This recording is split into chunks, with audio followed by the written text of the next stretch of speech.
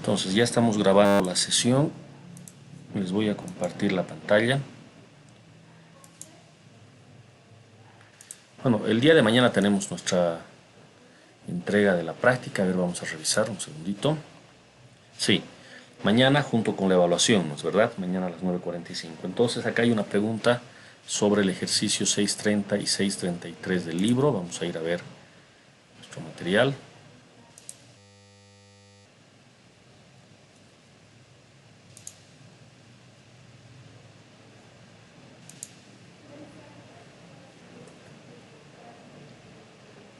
Eso es.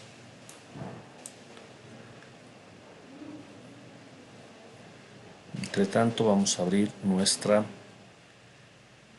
pizarra. A ver dónde está.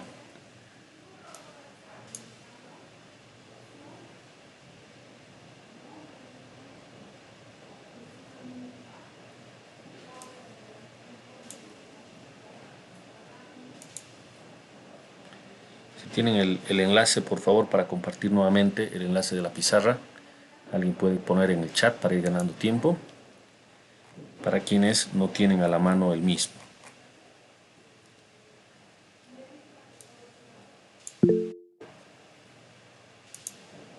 Eso es, muchas gracias. Ahí está en el chat para quienes deseen acceder.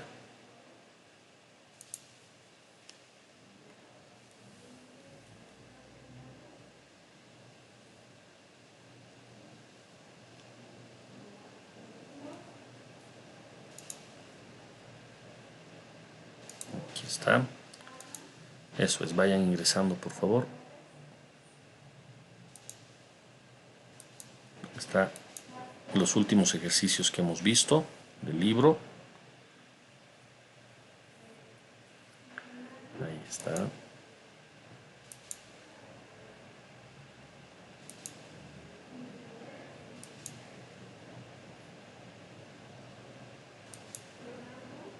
$6.30, pero es... a ver, creo que es este, el que ya lo hemos visto. A ver, confírmame, Saúl, por favor. ¿Te refieres a este ejercicio, al 6.30? Ingeniero, no se ve en su pantalla. Ah, Ah, no, no sí, vi. sí, sí, se ve, pero un poquito lento está apareciendo. Ah, ya. Ok.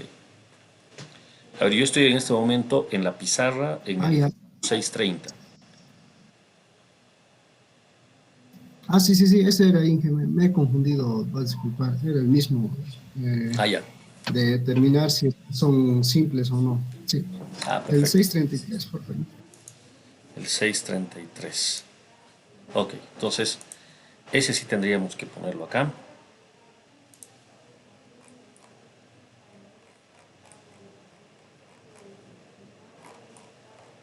Seis treinta y tres.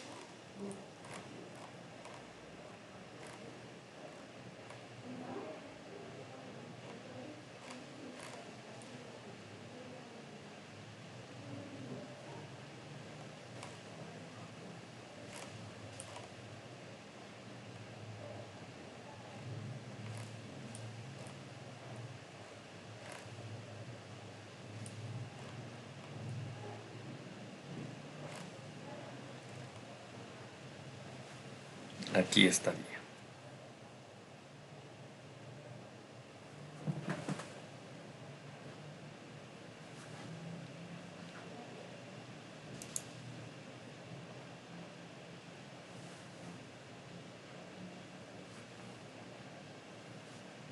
Ok, por lo visto son dos cerchas. Vamos a llevarnos las figuras. Ya se lo he puesto, ingeniero. Ah, ya está la figura, ya, ok.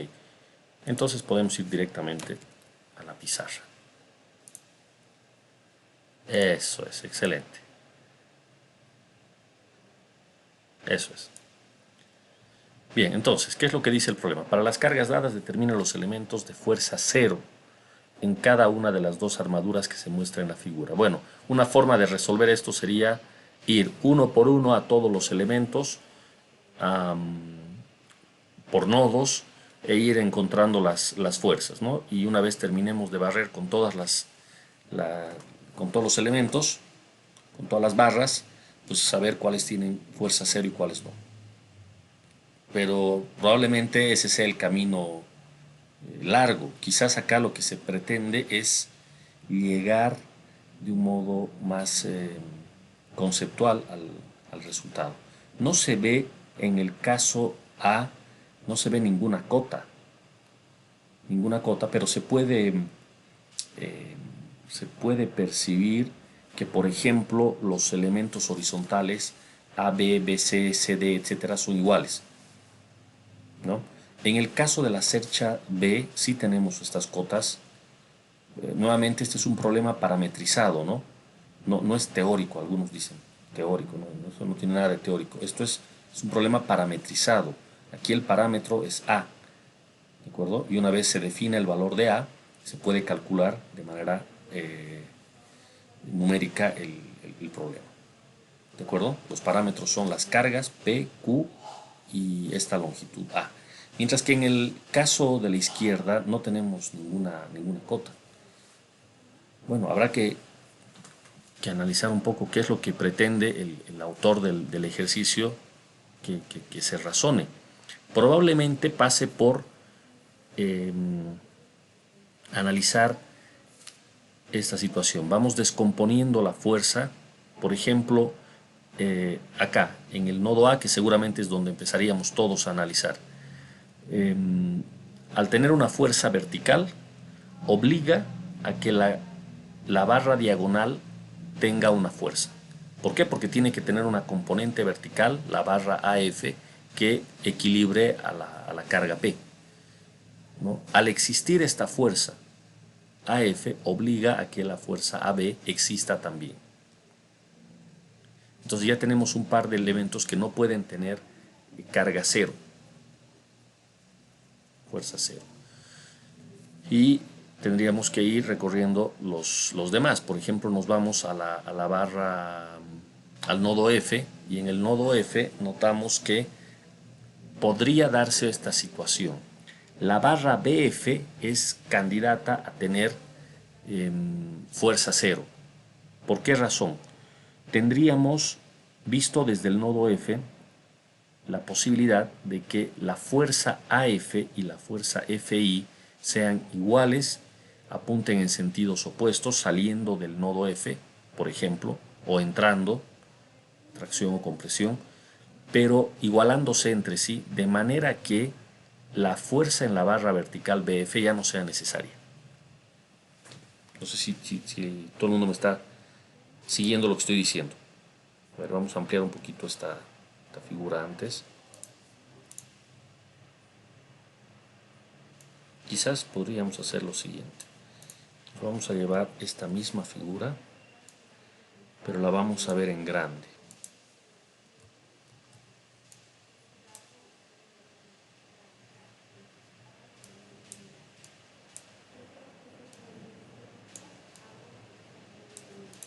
A ver, tal vez se entiende mejor.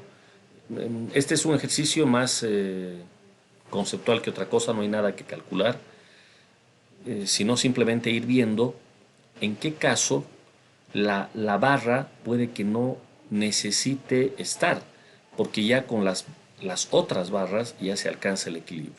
Por ejemplo, les decía, si analizamos el nodo A, al tener esta carga externa apuntando hacia abajo, es necesario tener otra que apunte hacia arriba. Y no puede ser la barra AB porque esta barra AB es horizontal. Entonces la única alternativa es que exista una fuerza sobre la barra AF. Entonces es obligatorio que exista. De manera que la componente en esta barra AF, la componente vertical, equilibre a P. Pero al existir esta fuerza en la barra inclinada, se introduce una componente horizontal que tiene que ser equilibrada por la barra AB. En consecuencia, estas dos primeras barras no pueden ser cero. Esta no puede ser cero y esta tampoco puede ser cero. Ahora, me voy a la barra o al nodo F. Ya tengo una fuerza en la barra AF que no es cero. Aquí sí podría darse una situación de la primera barra BF, que podría ser cero. ¿Por qué podría ser cero esta fuerza? En vez caramba, me movió la figura. ¿Por qué podría ser cero la fuerza en BF? Bueno, porque podríamos tener la barra AF con una fuerza y la FI con la misma, pero apuntando en sentido opuesto respecto del nodo. Con lo cual, las barras que están por arriba y por abajo de F se cancelan sin necesidad de tener a la barra BF. Eso es, gracias. Sin necesidad de la barra BF. Entonces se podría hacer eso. Sin embargo, no estamos seguros, porque podría ocurrir también que entre la barra AF y la BF se logre compensar a la FI. Entonces hay que ir haciendo este análisis. A ver, supongamos que BF no es cero. BF existe. Entonces tenemos, BF tiene una componente vertical, bueno, es una fuerza vertical, y AF tiene una componente vertical. Entonces ya tengo dos componentes verticales. Tendría que ser igualado con la fuerza en FI vertical en sentido opuesto. Pero en ese caso tenemos un problema. La componente horizontal de FI es exactamente igual a la componente horizontal de FA siempre y cuando las barras FI y FA tengan la misma fuerza. Pero no se puede. Ya. Aquí ya habríamos encontrado. A ver, no sé si todo el mundo me está siguiendo o no lo que estoy diciendo. Aquí hay un problema. Estoy llegando a la conclusión de que esta fuerza, esta barra, no puede tener fuerza alguna. O sea, tiene que tener cero de fuerza. Al ser cero, evidentemente, la barra que tengo aquí abajo tiene que tener la misma fuerza que la de arriba. Tienen que ser iguales estas dos, ¿no? Visto desde el nodo, puede ser que esté saliendo la fuerza, la que está hacia arriba, y también saliendo, en cuyo caso apuntaría hacia abajo, la de abajo. Y listo, tenemos equilibrio en el nodo F. Eso es en el caso en que la barra BF valiera cero. Pero yo estaba analizando qué pasa si no valiera cero. Y se llega a una contradicción. Y quiero mostrar por qué no puede ser esta la situación. Suponiendo que esta barra, la BF, existe, aquí tengo una fuerza. La AF existe también. Fíjense que las dos van a aportar en la dirección vertical. Eso obliga a que la fuerza en la barra FI no sea igual a la fuerza en la barra AF. Ahora no podrían ser iguales las dos fuerzas. No serían iguales. Entonces, de manera que BF vertical más la componente AF vertical se igualen con la componente FI vertical. Las tres barras tendrían que tener fuerzas distintas. Muy bien, estaríamos cumpliendo con el equilibrio en la dirección vertical. Pero tenemos un problema en la dirección horizontal. Porque en la dirección horizontal la barra BF no cuenta, no aporta. Todo el equilibrio es aportado por la barra AF y la barra FI. ¿De acuerdo? Pero acabamos de ver que estas dos tienen que ser distintas, no pueden ser iguales. El problema de estas es que cuando hagamos la descomposición sobre la horizontal, voy a usar mi lápiz. Cuando hagamos la descomposición, aquí, coloquemos una y coloquemos la otra. Esta de la izquierda viene de la barra que tengo a la izquierda y esta otra de la barra que viene a la derecha. Si ustedes se dan cuenta, la descomposición tiene que ser la misma porque, a ver, ampliando un poco la situación del nodo F, el nodo F tiene este detalle. Este ángulo y este ángulo son lo mismo, pues, porque es la misma, fíjense, es la misma línea, ¿verdad? Entonces, si yo tengo una fuerza que está apuntando hacia arriba, por ejemplo, y esta otra está apuntando hacia abajo, y no hay más fuerzas, cuando yo descomponga en la horizontal y la otra la descomponga en la horizontal, estas van a tener que ser iguales, no hay otra alternativa. Y eso obliga a que estas entre sí sean iguales. Pero resulta que estas no pueden ser iguales porque si no, no estaríamos cumpliendo con la condición de equilibrio en la vertical.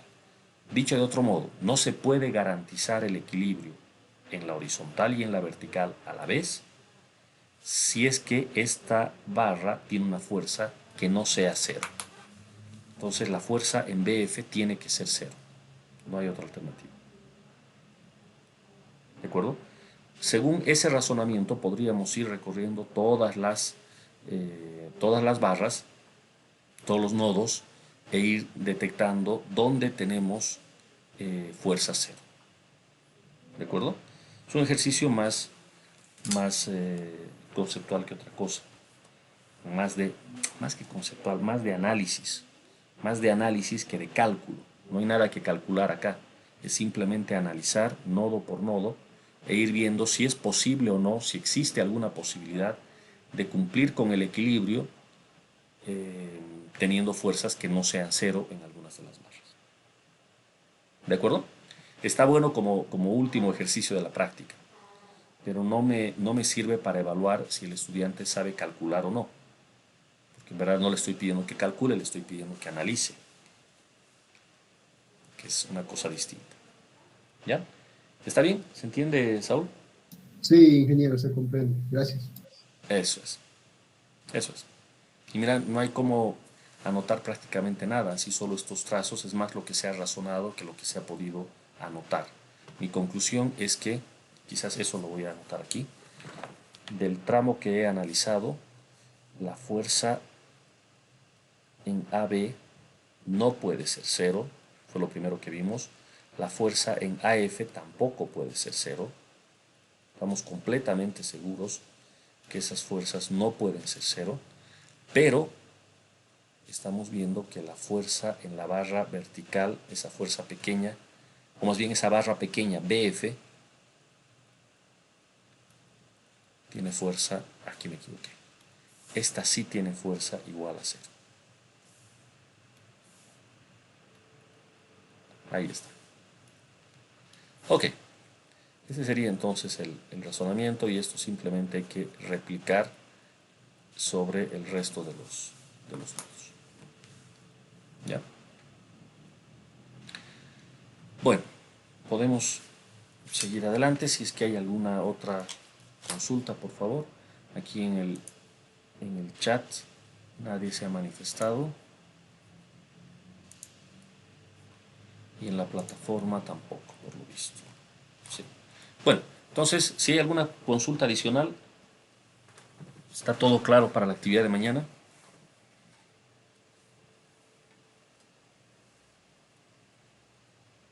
Inge, respecto a la actividad de mañana, le sugería a la anterior clase que tal vez podamos enviar como tareas en vez de en los mismos formularios subir nuestros archivos, Inge.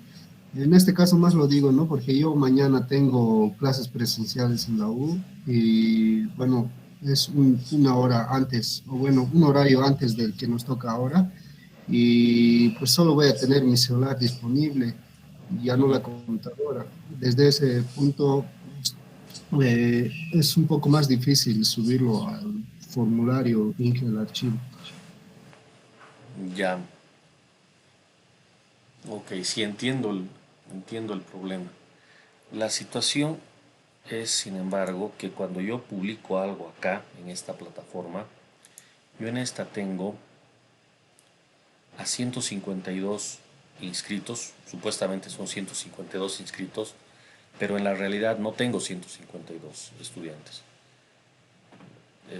Hay prácticamente este es un aula abierta, ustedes lo saben, o sea, aquí hay gente que realmente no está haciendo el curso, ¿no? Algunos pueden ser oyentes, eso siempre se ha permitido, no hay ningún problema, pero en esta modalidad a distancia el tema es de que hay mucho anonimato. Por ejemplo, acá yo les había pedido todos tienen que tener su nombre con una fotografía para que los podamos identificar. Una fotografía clara, ¿no? Sin adornos, sin nada, una fotografía.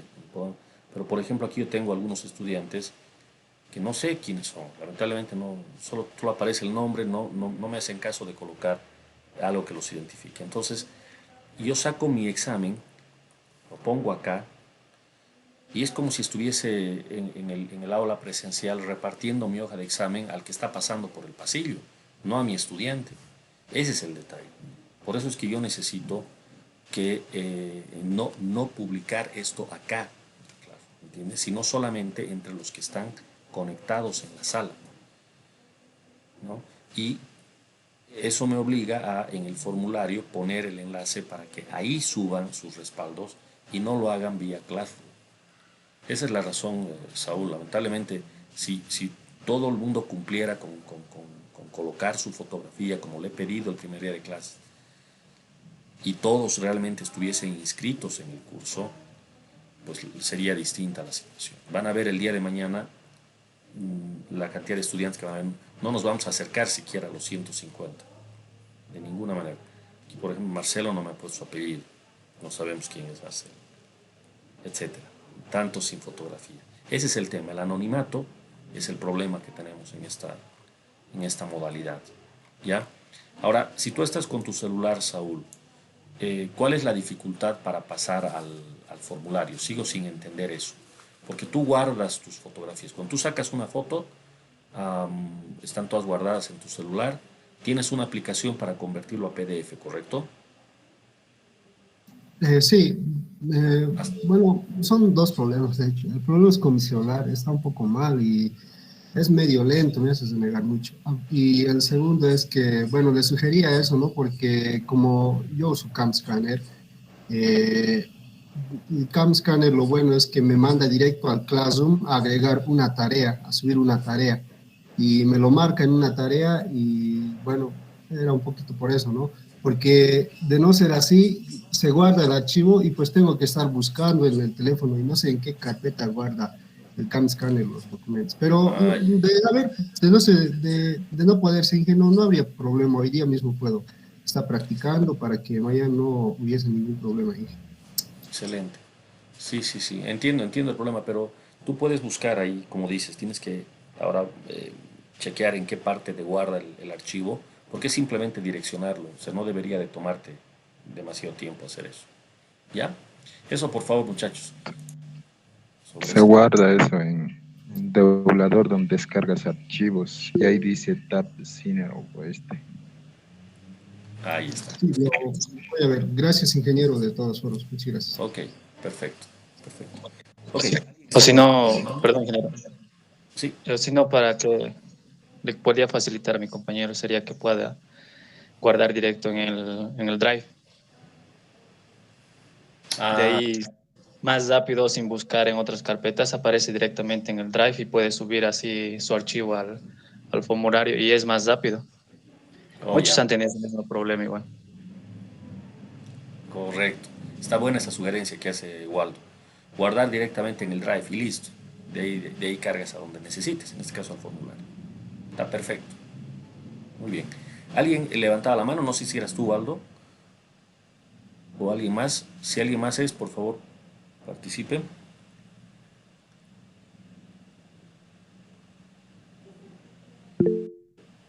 Ahí está, René. Adelante. Buen día, ingeniero. Yo tenía una consulta. Pasa que yo estaba en otro grupo y me cambié recién a su grupo. De hecho, es la primera clase que estoy pasando, aunque ayer estuve viendo las clases grabadas porque vi el anuncio de que el día de mañana hay una evaluación, según tengo entendido. Sin embargo, también vi un anuncio en el tablón que decía que, perdón, ahora lo busco, que decía que teníamos que tener todas las prácticas entregadas. Sin embargo, para la práctica uno yo no estaba todavía inscrito y no sé si puedo entregarla, al menos para que me cuente como entrega, aunque no por nota, no sé, porque no sabría cómo hacer en ese caso, quería consultarle. Ujú. Sí, claro, tenemos ahí un problema con estos cambios de grupo, ¿no? Yo creo que eso ya, cuando hagamos la revisión de los trabajos, René, ahí vas a tener que explicar esta situación nuevamente, ¿ya? Por ahora lo que tienes que hacer es nivelarte con las prácticas. Lo único que te quedaría pendiente sería el examen, el que ya ha pasado, ¿no? Que algunos compañeros tuyo tuvieron dificultad para dar esa primera prueba, unos cuantos, 5 o 6. Tú te estarías sumando ahí, y si alguien más está en la misma situación que tú, se estarían sumando a ese grupo, ¿no? Que se va a calificar únicamente su envío, su práctica, ya no el examen, porque no puedo tomar exámenes fuera de tiempo, ¿de acuerdo? Ahora, para la prueba de mañana sí no tengo muchas opciones que darte, tienes que dar la prueba directamente, ¿ya? Sí, ingeniero, ¿no? Está bien. Solo tenía esa consulta, ¿no? Porque eh, decía que para aprobar la materia teníamos que tener todos los exámenes. Entonces, Claro, pero sí, correcto. voy a contar mi No, no habría práctica. problema. No habría problema.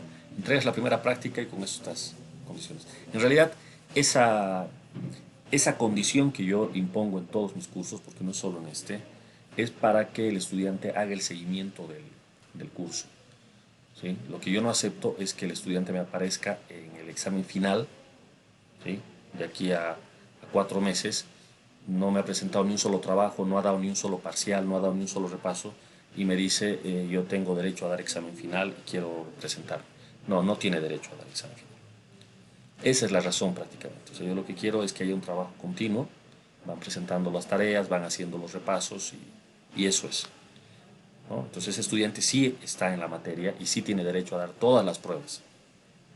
Eso es. ¿Ya? Entonces Está no. bien, ingeniero. Listo. Ok, ¿alguna consulta más de este estilo, jóvenes? Perfecto. Entonces, lo que voy a hacer es pasar ya al avance del tema siguiente, que es elasticidad. Entonces, aguárdenme un momento, por favor. Eso es. Entonces, lo primero, vamos a empezar un nuevo tema que está muy relacionado con el anterior, es quizás la continuación natural del anterior. Estoy mostrando ahora la plataforma una vez más, y fíjense en la bibliografía del curso. He colocado junto con el libro de Beer, que lo se está usando, el libro de Sir Szymanski, ¿de acuerdo? La 13ª edición en español. Nuevamente la lógica es, les dejo el libro en español, pero si ustedes no se hacen problema del idioma, pueden leer una versión más reciente. Esta es de hace unos cuantos años, es un libro excelente. Esta versión es muy buena, la 13ª, como todas las que ha sacado Sir Szymanski. Ahí está, es del 2013. Por cierto, si alguien tiene una versión más reciente en español, pues avísenos y así actualizamos este material. Pero lo importante es esto.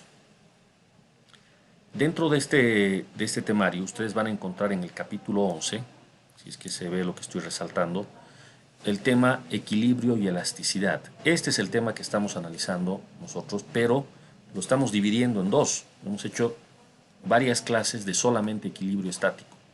Y ahora nos vamos a ocupar de la segunda parte, que es la elasticidad. En el libro de Szymanski esto aparece no distribuido mitad y mitad. Un 80% del tema es solo equilibrio y el restante 20% elasticidad, más o menos así. Mientras que nosotros le vamos a dar un peso más alto a la elasticidad, más o menos tratando de hacer que sea 50-50 la relación. Eso significa que algunos ejercicios que vamos a encontrar en Szymanski no son muy complejos, muy elaborados. Porque, reitero, la lógica del autor de este libro ha sido darle prioridad al tema de equilibrio. Entonces, les pido que lean el capítulo 11, lo pueden leer de principio a fin, a modo de repasar equilibrio. Van a notar que los ejercicios de Szymanski son bastante más sencillos que los que han resuelto con Beer. ¿De acuerdo?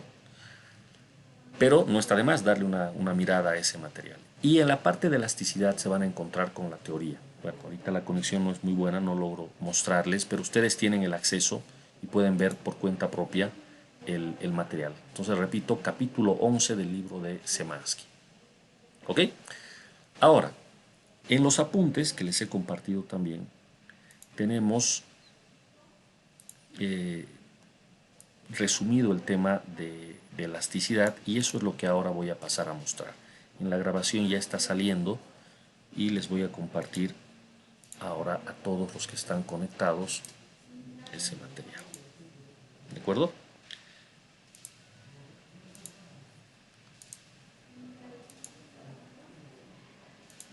Ahí estamos. Ahora se está viendo la presentación, ¿verdad? Entonces la parte 2, elasticidad, la tenemos resumida, está un resumen bastante interesante en los apuntes.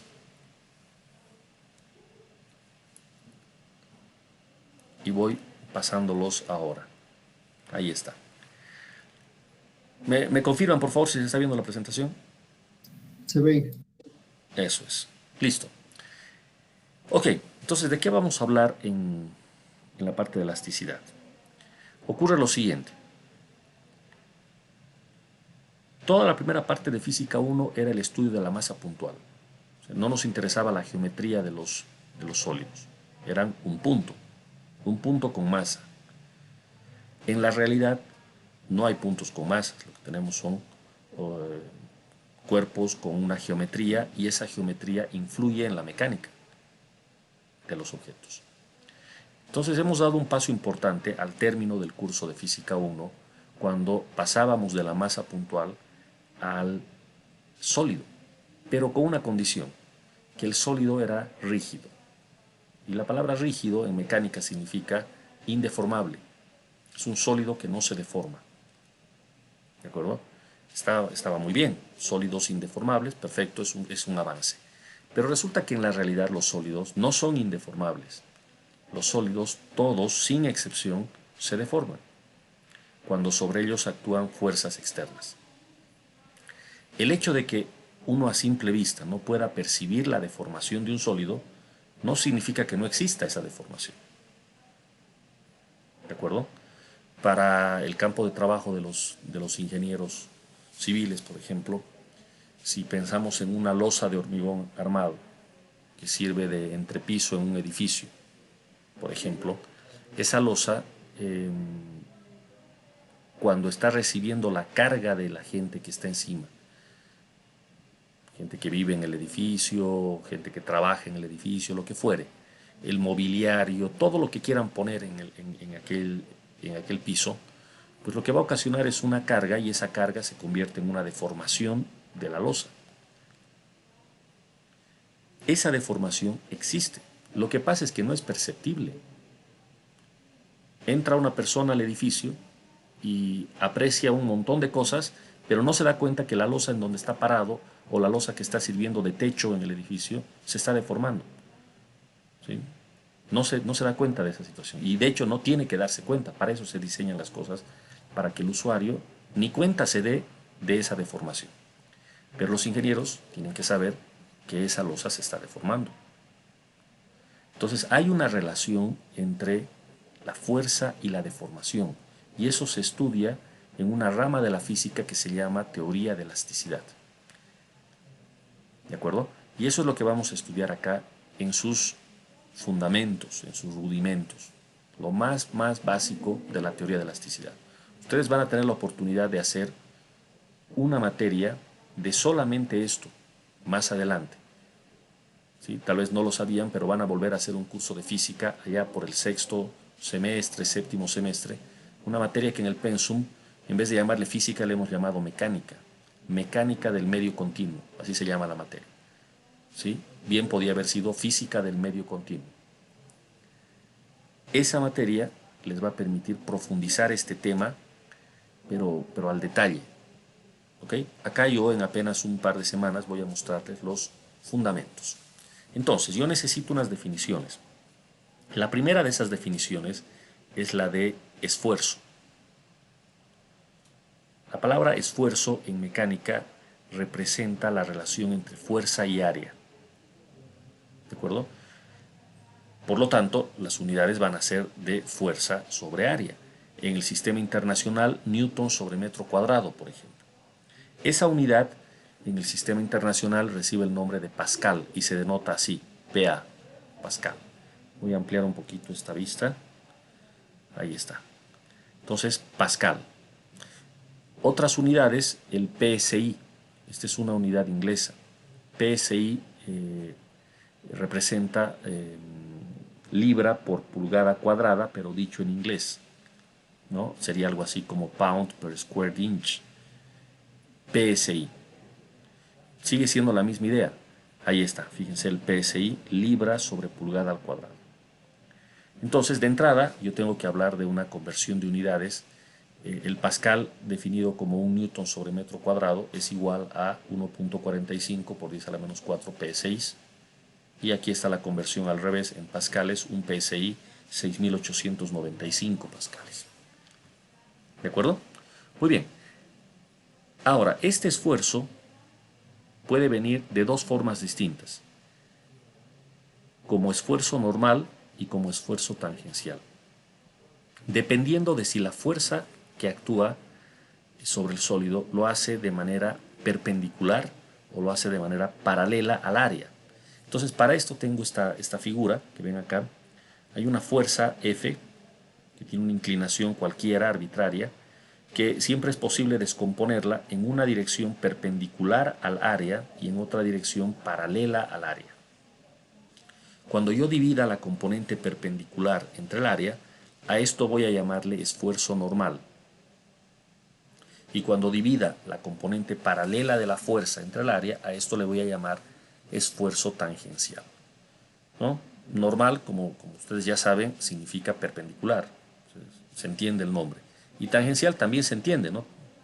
Porque eso es lo que está pasando con esta fuerza. Es tangente a la superficie. El esfuerzo es tangencial. La forma de denotar a estos esfuerzos por costumbre en la literatura es esta. Al esfuerzo normal se lo denota por la letra griega sigma y al tangencial por la letra griega tau. Obviamente se podría usar cualquier símbolo, pero la costumbre es esta. Sigma para el normal y tau para el tangencial. Ahora, el esfuerzo normal y el esfuerzo tangencial es lo que vamos a relacionar con las deformaciones. Está claro que si una fuerza actúa de forma perpendicular al área, lo que puede ocasionar es que el sólido se acorte en la dirección de la fuerza, o más bien se alargue dependiendo de si la fuerza está en compresión o está en tracción. Entonces puede darse una deformación, de hecho se va a dar una deformación. A esa deformación la podríamos denotar por delta L igual a longitud final menos longitud inicial, suponiendo que lo que va a ocurrir es una deformación en el sentido en el que se aplica la fuerza. Ese sentido estaríamos denotando acá como longitudinal. Pero como vamos a ver más adelante, hay variantes de esto. Esto es simplemente para dar las ideas de partida. ¿De acuerdo? Entonces, por ahora vamos a decir deformación solo en la dirección longitudinal, en una dirección del sólido. Delta L igual longitud final menos longitud inicial. Esta deformación ya nos da una medida de cómo ha afectado la fuerza al sólido, en qué magnitud lo ha deformado. Claro, si a mí me dicen la deformación del sólido es 10 milímetros, yo ya tengo un sentir de lo que está pasando. 10 milímetros ya tengo una idea de lo que le está pasando al sólido. Si me dicen la deformación es 1 milímetro, también me doy cuenta que es menos que en el caso anterior. Entonces es un dato útil la deformación, pero no es completamente útil. Hay una deformación que lo es aún más y es la deformación unitaria. La deformación unitaria, que nuevamente por costumbre se denota por la letra griega epsilon, es la relación entre la deformación y la geometría original que tenía el sólido. Si el sólido tenía una longitud inicial L sub 0, a mí me gustaría comparar la deformación con su longitud inicial. Enseguida, con una otra figura, voy a explicar con más calma qué es esto. Pero de entrada ya quiero hacer notar que hay dos deformaciones importantes. Una es la deformación nomás, es decir, cómo ha variado alguna de las dimensiones del sólido comparado con lo que tenía al principio. Y la otra es la comparación entre la deformación y alguna dimensión original que tenía el sólido, por ejemplo, su longitud inicial. Esta deformación es la que se relaciona con el esfuerzo normal. La otra deformación, la que se relaciona con el esfuerzo tangencial, recibe el nombre de deformación angular. Y si no tengo una figura a la mano, va a costar un poco explicar qué cosa es esto, así es que lo voy a hacer láminas más adelante. Pero este sería, digamos, el resumen de las variables con las que nos vamos a topar en este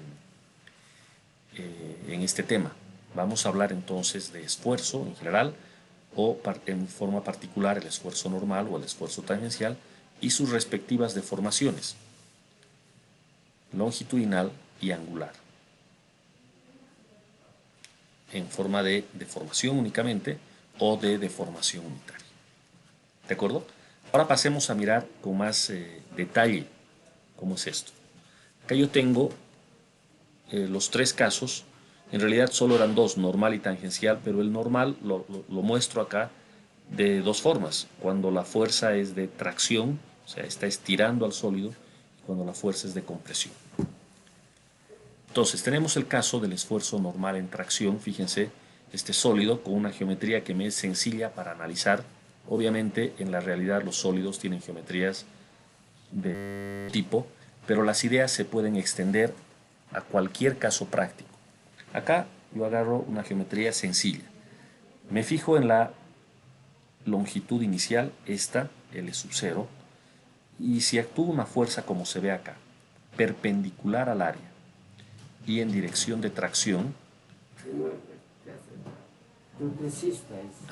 Perdón, jóvenes, un segundito, me están buscando aquí. Perdón un ratito, muchachos, voy a detener la grabación, me están buscando acá. Bien, disculpen, vamos a continuar entonces. Se sigue viendo la pantalla compartida, ¿verdad? Sí. Eso es. Bueno, entonces, les decía, aquí tenemos tres casos, pero en realidad son solamente dos tipos de esfuerzos, normal y tangencial. Lo que pasa es que el normal viene en esta versión de tracción y en esta otra de compresión, que se entiende perfectamente, ¿no es verdad? En un caso se alarga el sólido, en el otro caso se contrae. En ambos se puede calcular la deformación. Imaginemos que estamos en el laboratorio, tenemos los instrumentos necesarios y se puede medir esta deformación. Vamos a llamarle delta L, como hace un momento les decía, delta L a la variación en la longitud.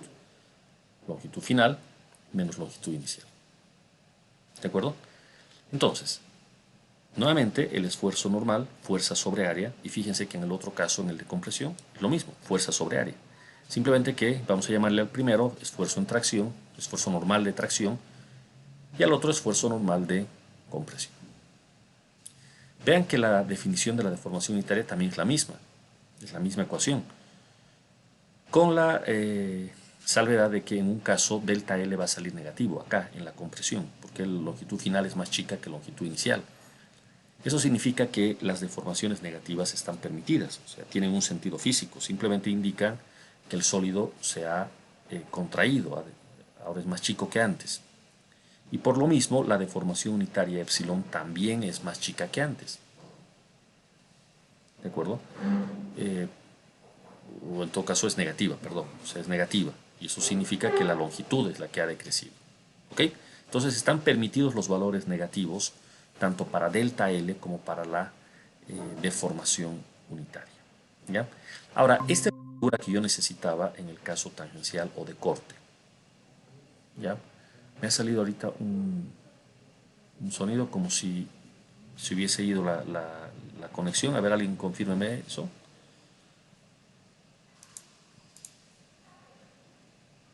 Jóvenes.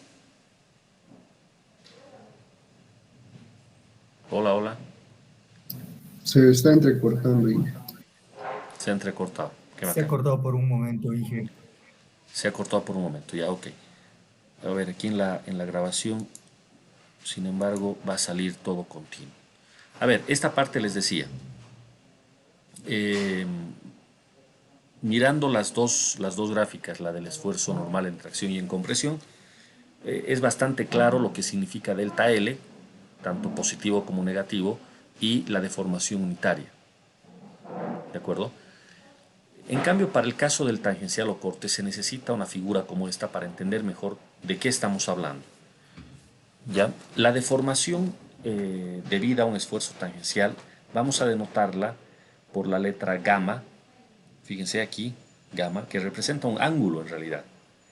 Y podríamos imaginar la siguiente situación. Yo tengo al sólido, ¿sí? Y el área que voy a considerar no va a ser esta área que estaba marcada acá para el análisis del esfuerzo normal. Ahora me conviene analizar la cara superior de este prisma. Y ahora necesito que ustedes usen su imaginación. La figura que está aquí abajo es la misma que tenemos acá arriba, pero ya no en 3 dimensiones, sino en el plano. Pero estamos viendo en un plano vertical, ¿de acuerdo? Un corte vertical. Entonces, estamos viendo esta cara. No sé si se ve el puntero. Esta cara la estamos viendo. Y claro, la fuerza está actuando sobre el área que está siendo marcado aquí arriba. Es como si ustedes tuviesen sobre la mesa un diccionario de estos de tapa dura, una enciclopedia, un libro grande, pesado, de tapa dura, a ver, imagínense. Y ustedes con la mano lo que hacen es presionar la tapa del libro y luego se desplazan como indica esta fuerza, de manera tangente a la tapa del libro. ¿Cómo se va a deformar el libro? Justo así, ¿verdad? Como se está mostrando aquí en la figura. Espero que todo el mundo se esté imaginando lo que estoy diciendo. La fuerza es tangencial porque está actuando paralela a la cara, en este caso superior de este sólido, de este prisma. Por lo tanto, el esfuerzo es tangencial. Cuando yo divida esta fuerza F entre el área A, tengo un esfuerzo tangencial. Pero, ¿cuál es la consecuencia de este esfuerzo tangencial? Bueno, va a haber una deformación que está relacionada con una distorsión angular en el sólido. Fíjense que a diferencia del caso normal, en el cual el sólido era un prisma rectangular al principio y después sigue siendo un prisma rectangular, pero ahora más largo, o en este otro caso más corto, pero sigue siendo un prisma rectangular. Entre cada arista tenemos los 90 grados que debe de haber en una figura como esta, y no ha cambiado nada, no se ha distorsionado angularmente hablando nada en el sólido. Mientras que en este otro caso, en el esfuerzo tangencial, sí. En este tipo de esfuerzos hay distorsiones angulares. ¿De acuerdo? Entonces la deformación la vamos a relacionar con esa distorsión angular. Yo podría mirar este ángulo al cual le voy a llamar gamma y quisiera calcular ese ángulo. Bueno, para esto voy a definir un triángulo. No sé si se alcanza a notar por donde estoy pasando el puntero. Hay un triángulo y puedo sacar la tangente de gamma. Yo necesitaría medir cuánto se ha desplazado horizontalmente la esquina del sólido, ¿verdad? Como consecuencia de esta fuerza, y a eso le voy a llamar X. Esta es la distancia X. Y por el otro lado conozco la altura, esta altura H que tenía el sólido. Entonces claramente la tangente del ángulo gamma es X sobre H. Tangente del ángulo gamma es X sobre H.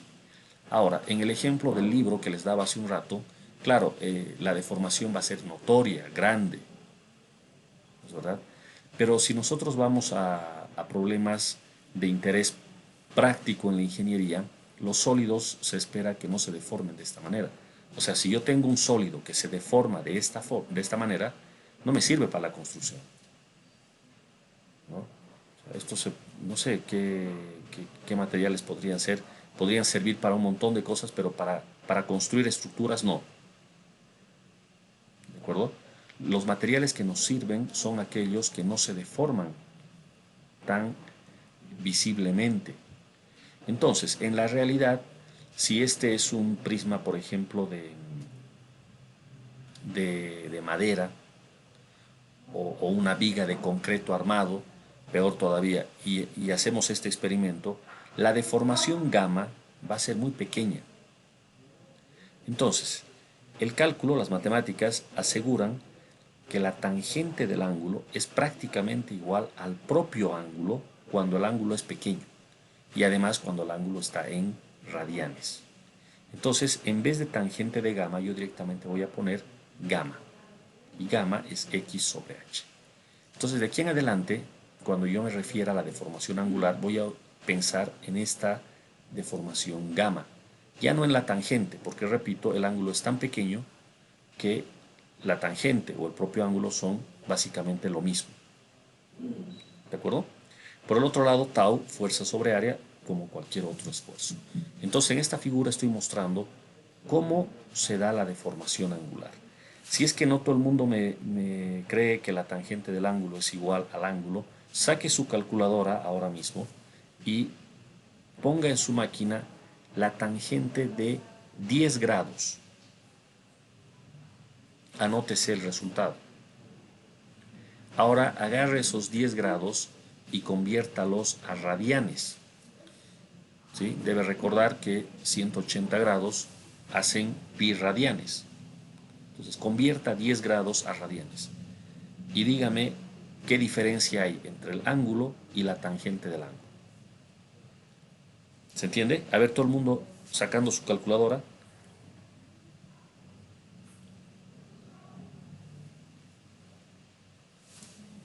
Yo acá por alguna razón no puedo escribir. A ver, un segundo. Repito, saquen su calculadora, coloquen 10 grados, tangente de 10 grados, anótense cuánto vale eso. Y luego saquen o conviertan esos 10 grados en radianes. Y comparen el ángulo en radianes con la tangente del ángulo.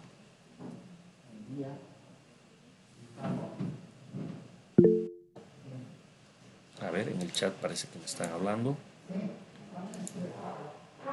Ahí está, Saúl nos está dando un ángulo o un resultado. Dice sale 3.07 por 10 a la menos 3. Miren el chat todos, por favor. 3.07 por 10 a la menos 3. ¿Están de acuerdo? A ver, alguien más, confírmeme. Están calculando la tangente de 10 grados. Eso es en radianes. Tangente de 10 grados. ¿Esto cuánto da? A ver si me puedes ayudar, Saúl. Tangente de 10 grados.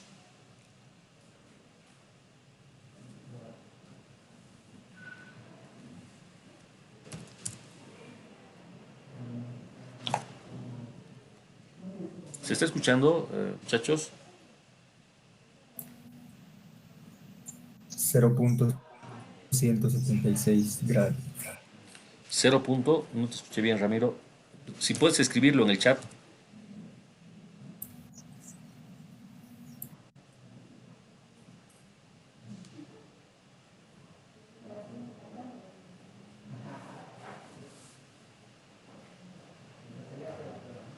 Ahí está. 0.176. Eso es. Esa es la tangente de 10. Ahora, 10 grados. No coincide esto con lo que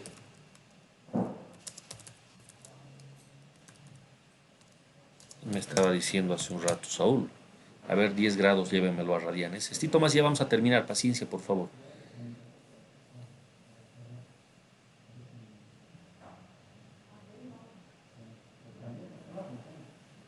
Vean el chat. Ahorita estamos mirando el chat. Inge, tangente de 10 grados sale 0.176. 0 puntos, la tangente de 10 grados. Ahí está. Y 10 grados llevado a radianes, también 0.176, es lo que me están diciendo. No, sale 0.100.74. Eso es. Ahí está. Ok, a ver. Para los que han hecho el ejercicio me van a entender, los que han sacado su calculadora. Los demás ahora van a tener que imaginarse lo que estoy diciendo.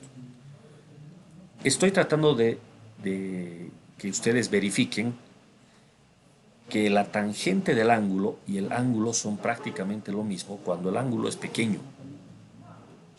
¿De acuerdo? 10 grados es un ángulo pequeño. Por debajo de 10 grados, más pequeño todavía, mejor todavía la aproximación. Pero ya con 10 grados se nota bastante bien esto. Les he pedido que coloquen la tangente de 10 sin cambiar nada en sus calculadoras. Su calculadora está en grados, entonces ponga tangente de 10. El resultado de la tangente de 10 es, como hace un rato me han indicado, 0.176. Eso es la tangente de 10 grados. Pero por el otro lado, ustedes convierten 10 grados a radianes. ¿Cuánto da eso? Ahorita me han dictado 0.174. Entonces es prácticamente lo mismo.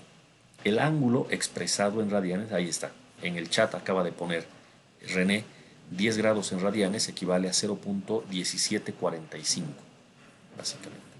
Entonces, con diferencia de decimales, y estamos hablando al tercer o incluso cuarto decimal, 10 grados expresado en radianes es prácticamente lo mismo que la tangente de 10 grados. Es decir, la aproximación que se está mostrando en la pizarra, tangente del ángulo prácticamente igual al ángulo, es válida. En las aplicaciones de ingeniería, rara vez tenemos distorsiones angulares tan grandes como 10 grados. Las distorsiones son mucho, pero mucho más pequeñas. O sea que con mayor razón todavía la tangente del ángulo y el ángulo son lo mismo. Por lo tanto, de aquí en adelante no voy a hablar yo de tangentes del ángulo para nada, sino simplemente el ángulo gamma.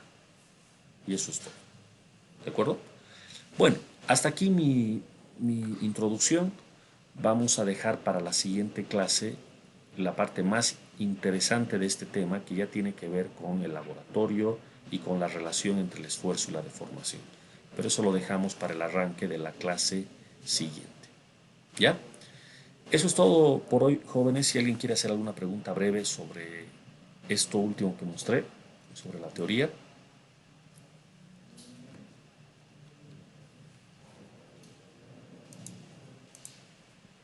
¿No? Muy bien. Entonces mañana nos conectamos para hacer la evaluación del tema de searches. ¿De acuerdo? Listo, jóvenes. Buenos días. Hasta mañana. Hasta luego, Inge. Muy bien, Inge, gracias. Hola, Inge. Gracias. Hasta luego.